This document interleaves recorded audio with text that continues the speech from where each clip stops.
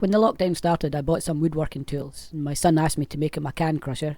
I searched the internet and never saw any plans that I really liked, so I took some of the ideas that I saw and drew up some blueprints of my own, and this is the result. It's large enough to crush half-litre cans, and it's strong enough to crush iron brew cans, and we know iron brew is made from girders. This is my first YouTube woodworking video. Some feedback in the comments would be great, good or bad. It's aimed at the beginners like myself, and if you could suggest a project that you'd like to see or any changes to the format, that would be appreciated.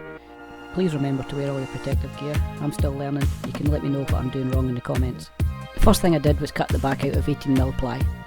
It's 75 wide by 320 long. If you work in yards and fathoms, you'll have to convert it yourself. We cut the bottom the same. It's 75mm by 70mm, and the crusher plate is 70 by 65.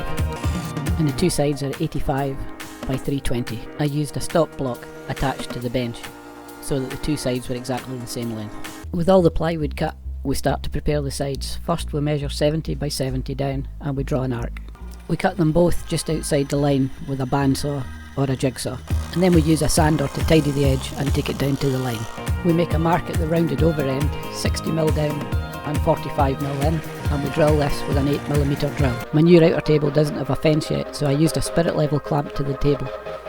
The setup is the fence is to be 50mm away from the centre line of the 8mm bit, and the stop blocks 290 to the left of the centre line and 235 to the right of the centre line, and the side has to be orientated as shown in the photograph. Now the box is ready to assemble. We need a countersunk 2.5mm drill bit and 14 4x30 screws.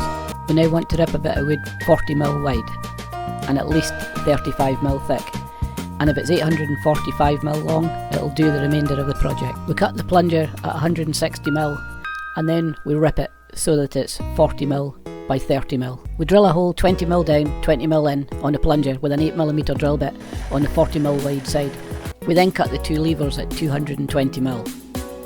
We rip them so that they're 20mm by 40mm, and then we mark them up 25 down and 20 in and 110 down and 20 in, and we drill with an 8mm drill bit on the 40mm wide side on both levers. We then countersink with a 20mm drill bit 8mm deep, the top holes on one side and the middle holes on the other side. Next, mark up the top corners so we can round them over on the sander. Finally, we can mark up the handle.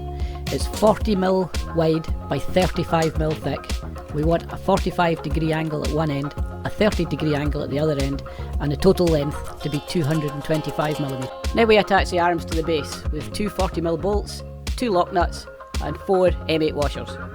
If you're finding the holes tight for your bolts, widen them a bit with a rasp, but don't tighten the nuts and the bolts just yet. Now we cut 70mm of M8 threaded rod. After the cut, tidy the thread so we can get the nut back on. We attach the crusher plate to the plunger with two 4x30 screws, and we position it centrally 10mm back from the front of the plate. Now connect the plunger to the arm with the threaded rod, two washers and lock nuts. If you had a 65mm bolt, this would work better, but I didn't have one, so I had to use the two lock nuts. You have to glue one lock nut in place so you can tighten the other one against it. I also added a little bit of oil to make it easier. And don't forget to put the washers between the arms and the plunger. Next we insert two 8x50 dowels into the crusher plate. Mark where the dowels will run in the crusher plate, mark with a centre punch and make a hole using an 8mm drill. We sand half of the dowel so that it fits easily in the slot. Then we hammer both dowels into the crusher plate. The handle's attached by 6 4x30 screws, again using a countersunk 2.5mm bit. Make sure the 30° cut's at the bottom. Now we can tighten the top bolts. We have to hold a 13mm socket and a pair of pliers as there's no room for the ratchet. And then we sand the handle. This isn't the best way to do it. I ended up unscrewing the handle and doing it properly. If you're wall mounting your crusher, now you're finished, but if not, we'll fit a base so it can be used in the tabletop. I made my base 170 by 135 and I rounded off the corners. That's the project complete. Let me know how yours turned out in the comments.